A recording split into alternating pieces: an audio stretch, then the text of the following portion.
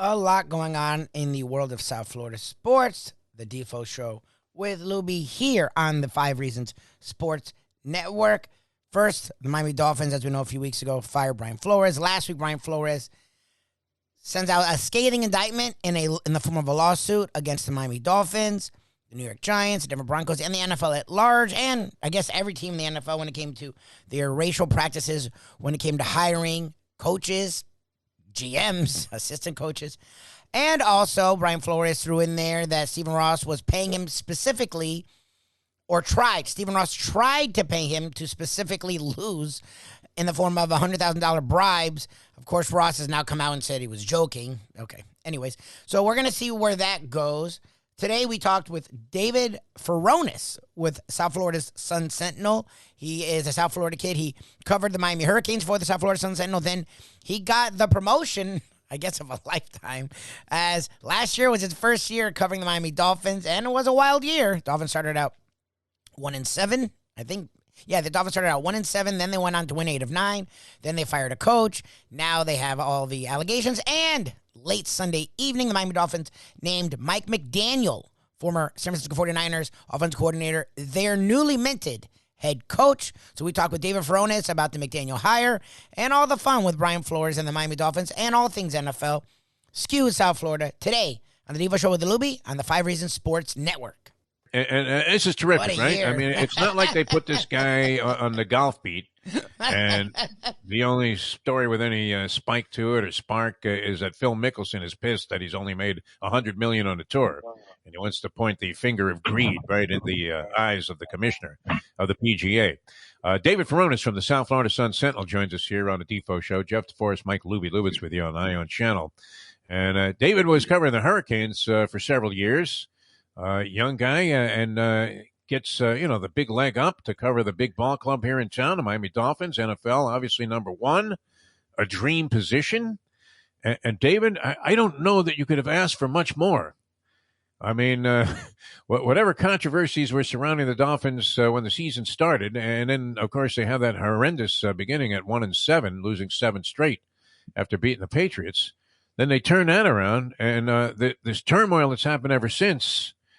I mean, there is not a dull moment in this first year. If any succeeding year of your career as a beat writer on the Dolphins equals this, I would imagine you'll either be worn out or absolutely thrilled. How are you, David? I'm doing well. Never a dull moment, indeed. And now we're ringing in a new era. Mike McDaniel is the Miami Dolphins head coach. What do you think about that? I mean, what's the word on the street? How are people feeling all of a sudden? Now, I didn't realize he was a minority. I had to look it up. And I guess we now have one on a hook in terms of black head coaches in the NFL. But, they considered that to be, another minority hire. And, I mean, of what level of importance will it turn out to be, in your opinion? Right. Well, Mike McDaniel, he's an offensive whiz. His background is in developing the running game. He's a run game savant of sorts with San Francisco 49ers. Before he got the promotion last offseason to offensive coordinator, that was his role. And we know the 49ers offense has been keyed around the run game these last few years with Jimmy Garoppolo, a quarterback, that the run game has been the strength of the offense that year when they went to the Super Bowl here in Miami. Now that was the 2019 season. And then obviously making this run to the NFC Championship game. We see the creativity with what he's done with wide receiver Devo Samuel and incorporating him into the run game. Just how creative of an offensive mind he is. So, the Dolphins went back to offense here. 38-year-old first-time head coach. So another first-time head coach because the last several hires going back to – you got to go back to Dave Wanstead for the last previous head coaching experience, NFL head coaching experience at least. Nick Saban, obviously, in college and whatnot. But he's the next hire. He's now going to have to build a staff. He's going to have to show that he can command the locker room. All the other things that a first-time head coach has to prove. And one thing about Mike McDaniel is whichever direction the team goes, it'll be fun going that direction because the guy's upbeat. If you watch his press conferences, they're all really enjoyable. So that's one thing I'm excited for as a media member. So it'll be excited to get going here. We're It talking. won't be like attending those Joe Philbin press conferences that we were unfortunately subjected to.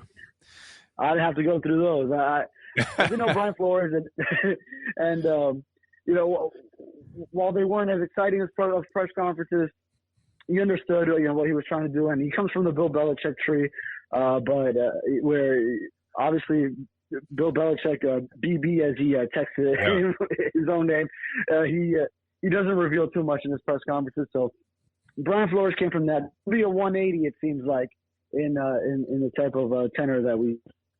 Yeah, I mean, you would hardly say that he was animated when he was dealing with the press. Lubie's got one for you. David Furones of the South Florida Sun-Sentinel, the Dolphins beat writer with us here.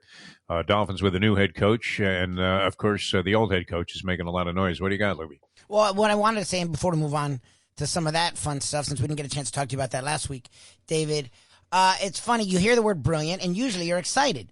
Problem is, Defo and I have PTSD because – and look, you haven't covered the Dolphins, but you went to UM, right? You're from here. So you have followed this team. We heard brilliant with Cam Cameron. We heard brilliant with Joe Philbin. And Defo and I personally heard brilliant with Adam Gase from Denver people and Peyton Manning's father. Literally, Archie Manning told us on Radio Row loud and clear, Adam Gase, great man, great hire, brilliant. How is Mike McDaniel different than all these other brilliant people from what you've surmised? Right. And I mean, that's always what you're going to get, really. When you go into a new hire, first season, it's always this honeymoon period, whether it's college football, this, Louis, from following Florida State through everyone that's been there since, Jimbo Fisher as well, but, Bobby Bowden, the Miami Hurricanes head coaching hires.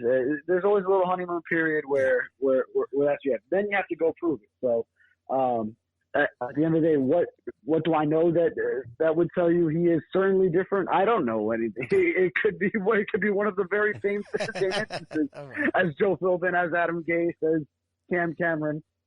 But this is a guy who really has always had high aspirations. I saw a tweet from ESPN's Jeff Darlington that said he was creating his resume as a Yale graduate in 2005, and his first line, his whatever it was, career aspirations, career goals, was to become a Hall of Fame NFL head coach.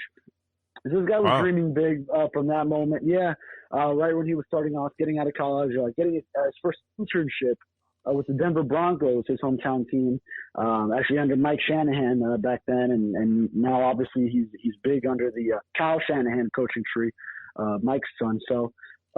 Yeah, I mean, this is a guy who he's now reached a certain point where now he's got that opportunity where he's worked his way to put himself in position where now, okay, he's got there. Now he can get it if he goes and takes full advantage of his first head coaching chance. David Furones, beat writer for the Miami Dolphins for the South Florida Sun-Sentinel, with us here on the Defo Show. Jeff DeForest and Mike Lubie. Rarely, David, do you hear a coach get up? It's kind of like one of my favorite press conferences, and I used to make this an annual affair with the Canes, and you attended many of these, was the day of the National Letter of Intent signing, and the coach would get up, and you would never hear a coach say, Jesus, I mean, I can't believe these bozos couldn't sign any of the local kids. We got nobody that we wanted. This is the worst recruiting class. I sent, Joe out there to Palmetto High School, and this guy couldn't get a dog to eat meat, much less talk a kid into coming here. I mean, you never hear, like, the anticipation of failure, which, unfortunately, for a lot of teams, it turns out to be the case. The Giants, New York Giants, are in the same kind of syndrome with coaches that the Dolphins are, and maybe even at a more accelerated pace because their guys only go 2 and out. And, they're with another guy in Brian Daboll, who the Dolphins supposedly had interest in, saying very much the same thing. Culture's going to change. Everybody's going to be on the same page. We're going to do a lot of crazy things. And, Daboll at least said, I don't know if I'm going to be the greatest coach in history, but you're right. There's always that optimism there, and rarely do the people actually resign themselves to what probably is the imminent failure. I mean, the big story for us out of the Brian Flores thing, David Furones, Well, it wasn't so much the racial aspect of it because we all see that, what's going on there. Yeah. They're beating their chest. They're at 1 and a hook out of 32 teams in terms of black head coaches. So, they're making progress there? No. And Goodell's position originally, he hadn't even seen the lawsuit, and he's already saying, yeah, you know what? Flores is full of shit. That was basically his position there. It was very much like the previous presidential regime, the press conferences and the releases that were coming out. And yet, we look at it and go, wait a minute. Is it possible that Stephen Ross actually offered his head coach, one of the few minority head coaches in the league who had worked his lifetime in football, like 15 years, to get in this position, to go ahead and deliberately lose for a cash incentive? I mean, A, the premise there is just absolutely absurd. And then B, if he did it, how the hell is this guy still in the league? So, they categorically denied that. And now the league, after, I guess, receiving a lot of negative pressure from people saying, what, you're going to overlook that? Said, well, you know what? We might have to launch a little bit of an investigation. But what did you make of that whole thing? And I know it might be very difficult to prove on Brian Flores' part. He says that there are witnesses that overheard this or whatever. But, the out is, I guess, as we've discussed on the show, Ross says, well, I was only joking, and I never gave this guy any money to lose games. What are you talking about? So what did you make of all of that, David Furones? Right. I think that was pretty comprehensive right there. You bring up a lot of good points. The standard for proving it, and obviously the NFL's reaction initially being on the defensive in all aspects of the lawsuit. The tanking allegations, the racial discrimination portion of it, and then now turning on that, saying you have to investigate it as a league. So there's a lot of factors at play here. So. It'll be interesting to see what comes of that. Obviously, Brian Flores' firing was very surprising that Monday morning. So, after he had back-to-back winning seasons, obviously won 5 games with a very talent-depleted roster in 2019. So, if the Dolphins were trying so hard to tank and lose games for the number 1 pick, then he turned out not to be the guy to do that, because he got the most out of his football team, his roster that season, and win 5 games, end up with the number 5 pick, Cincinnati Bengals, number 1, and then ended up with Joe Burrow. Now they're in the Super Bowl. So you see the reason why the Dolphins were going for it, even though it was initially for Tua Tagovailoa, they still ended up with him. But he obviously got hurt that last season in college, and then had to recover from that through the draft process, and then his first off season, or going into his first season. But he said Brian Flores is claiming $100K was offered to him for losses. I don't know at what point in the season that began, because initially it looked like the Dolphins were surely going that way without any cash incentives. Didn't need to offer any money. Yeah. If you watch those first 2 games that season, against the Ravens, against the Patriots, it looked like they were surely heading there. I didn't think they were going to come close in one game that year. Then you saw the slow progress, and give Brian Flores credit for coaching that type of roster to 5 wins in the last, what would it be, 9, because they started 0-7. Yeah. So 5-4 to finish the year, ending up with a win against the Patriots. So, I'm not sure what to tell you on it. I don't have any information on what could have, may have, or may not have happened, but there will be some standards to prove. Brian Flores says he has people that could verify it, that were there to see it, but obviously there will be a high standard of to prove this. It's believable, and yet at the same time, you're thinking, unless you could show that there was some kind of direct deposit of 100 dimes into some Cayman bank account, with Brian Flores under an alias's name on the account, I don't know that you can stick Stephen Ross with that, even though, supposedly the story goes, David, that, he was angry and upset that they were blowing their opportunity for the number one pick. And you could certainly see that because whoever has his ear, who is advising Stephen Ross on all of this stuff? I mean, it can't be Nat Moore. I mean, he's sitting up there in Fox. Nat has more sense than this. Who is it that has Stephen Ross's ear that is constantly giving him possibly the worst advice exactly that any sports owner has ever received in the history of the modern American sports landscape? Well, see, I think Steve Ross, he beats to his own drum. He's really running his own show. So, he's calling his own shots here. So with the direction that he goes, yeah, exactly. You think the wife that's checking out on him knows what happened with that bribe? Is that a possible source? Maybe that was part of it. You're going to give Brian Flores what to lose games? And here's the other thing: Brian Flores never said he accepted these bribes. So, right. So no money changing hands. Yes. Right. Right. I don't think we'd have the proof of the money exchanging hands. It would have to be secondhand sources that were either in a room with him hearing this, or even then it could just be he said. So I can't see that sticking unless there was some actual monetary transaction that took place that you could distinctively see that this was it. But you know what? He should have been beating his chest, Stephen Ross, about the brilliant hire. Brian Flores should have been coach of the year that year for taking Ryan Fitzpatrick and having a team win 5 of its last 9 games. They couldn't make the line big enough to entice people to bet on the Miami Dolphins that year. They were getting like 27 points a game against average teams. Yeah, well, Fitzpatrick was the least of their problems. Fitzpatrick was the greatest positive that team had that year. Yeah, and then so I mean, Flores and the fans loved him, and they were optimistic after that year. Right.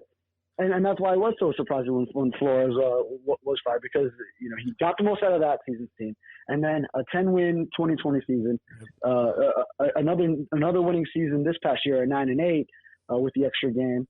So if Brian Flores says, well, the relationship deteriorated going back to that first season when he didn't want to tank, and then when he allegedly, according to the lawsuit, did not want to tamper before whose sources say it's Tom Brady's free agency, the unnamed quarterback in the lawsuit. Yeah. Then maybe it did, but I mean, he was still kept around another couple of years after those incidents. So had to be a lot of fun, and I mean, being in the front office. We thought the Nick Saban era, had turmoil in the front office and the executive suites there of the Miami Dolphins. But imagine, the owner's in his office there, and Brian Flores is down the hall. They hate each other. Like poison. I didn't know I jumped in on that. I jumped in at the start of last season. I didn't know there was so much. Russ has all his yes men, including the GM.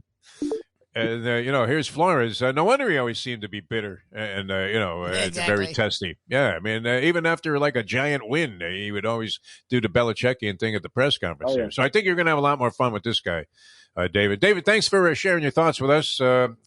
You couldn't have asked for much more if you're recovering a team in 1 year than all the things that have happened with the Dolphins, both coming and going.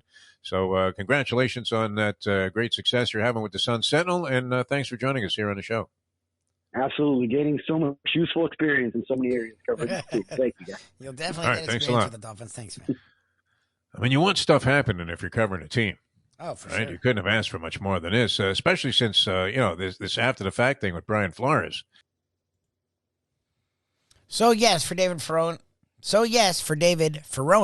it was a promotion. Yeah, going from the Canes to the Dolphins is a nice upgrade. Also, the Dolphins were very interesting on the field, a lot of ups and downs.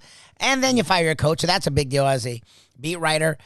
Then on top of that, there is the former coach laying out allegations of impropriety from the owner that could threaten the league at large, threaten the owner himself. If those allegations can be substantiated, is the kind of thing that many would think Stephen Ross could possibly force to sell the Dolphins. Now, a lot of people, even though Brian Flores has not backed off, he's not going to back off. It obviously is not about money because, first of all, he would have taken the $100,000 per game if it was about money. He also would have kept his mouth shut because coaching, he'd make $3 to $5 million a year, if not upwards of $10 million a year. You would think for years, as the guy is just turning 41 in the next week or so. So you would think that Brian Flores, if it was about money, would have just kept his mouth shut. It's not about money. He's a guy that doesn't seem like he's going to go anywhere. He's going to stay right here at the Dolphins' craw, on the NFL's craw. The NFL, of course, last week, right when the allegations came out with a blanket statement calling it baseless and meritless. Well, of course, leading into the weekend, Roger Goodell and the NFL backed off that and said, we are taking it seriously, all the allegations, and we will put together an unbiased, objective, investigative panel or investigation to try and figure out what happened.